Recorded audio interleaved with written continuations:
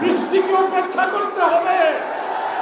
সবাই যার যার জায়গায় দাঁড়িয়ে থাকে, আমরা নিচে যাবো একটু পরে। সবাইকে থাকতে হবে, বৃষ্টিকে উপেক্ষা করতে হবে। বাংলাদেশে আজকে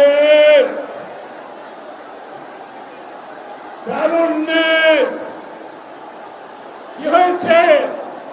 তারুণ্যের সুনামি হয়েছে বাংলাদেশে। কি হয়েছে? তারুণ্যের সুনামি হয়েছে বাংলাদেশে। বন্ধুগণ, আজকে আমরা যে জায়গায় দাঁড়িয়ে আছি, বিচারের কথা বলে রোড ম্যাপ পিছানোর সুযোগ নাই।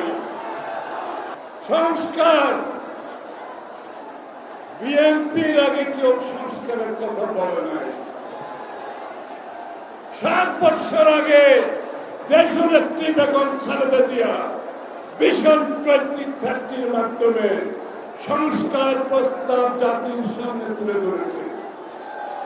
জনাব তারেক রহমান আমাদের প্রিয় নেতা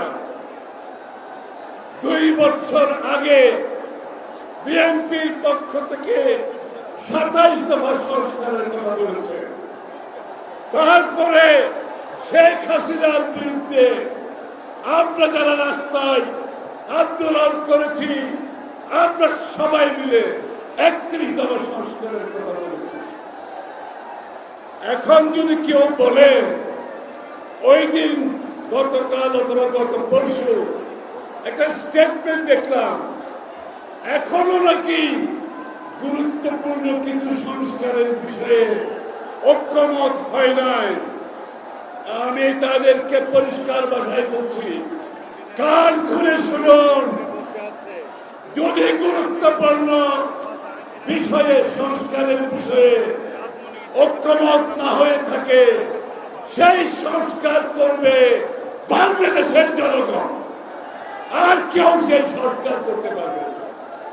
আমাদের জনগণ যেখানে ঐক্যমত হবে না, যতই গুরুত্বপূর্ণ হোক, সেই ঐক্যমত বাংলাদেশের জনগণের ভোটের মাধ্যমে, ব্যালটের মাধ্যমে গুরুত্বপূর্ণ সংস্কারের সমাধান হবে।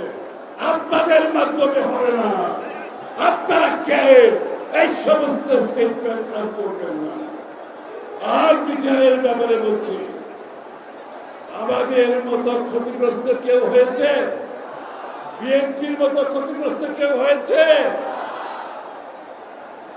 গুম, খুন, হত্যা, মিথ্যা মামলা, চাকরি হারানো, ব্যবসা হারানো, পুলিশের হেফাজতে মৃত্যু, জেলখানায় চিকিৎসার মৃত্যু। সবচেয়ে বড় কথা, দেশনেত্রী বেগম খালেদা জিয়া আজকের যে শেখ হাসিনার পতনের পেছনে তার সবচেয়ে বেশি দেওয়া। এটা তো বলতে শুনি না, এটা তো বলতে শুনি না। জীবনের ঝুঁকি নিয়ে যিনি শেখ হাসিনার পতনের জন্য বাংলাদেশকে ঐক্যবদ্ধ করেছেন, তারেক রহমান সাহেব সেনাপতির ভূমিকা পালন করে এই আন্দোলনকে স্বৈরাচারের পতনের যে পথ খুলে দিয়েছেন, এগুলো আমাদের বুঝতে হবে। তাহলে বিচার যদি কাউকে করতে হয়, সেটা বিএনপি করবে, সেটা বিএনপি করবে।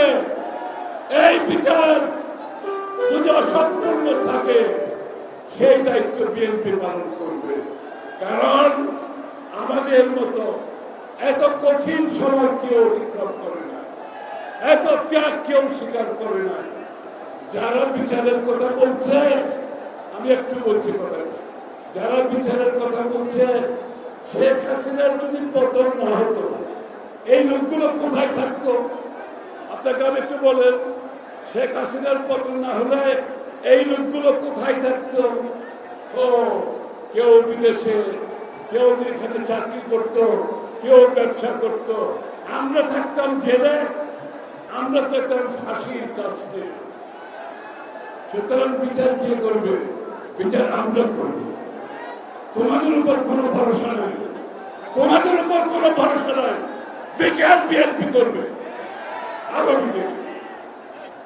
আমরা তারুণ্যের অধিকারে প্রথম অধিকার ভোটের মাধ্যমে নির্বাচিত সরকার গঠন করতে হবে, যারা জনগণের কাছে দায়বদ্ধ থাকবে, যারা জনগণের কাছে জবাবদিহি থাকবে। সেই নির্বাচন বিলম্বিত হলে এই তরুণরা জবাব দেবে, জবাব দেবেন, এই তরুণরা জবাব দেবে। সেই নির্বাচন যদি বিলম্বিত করা হয়। সবাইকে ধন্যবাদ।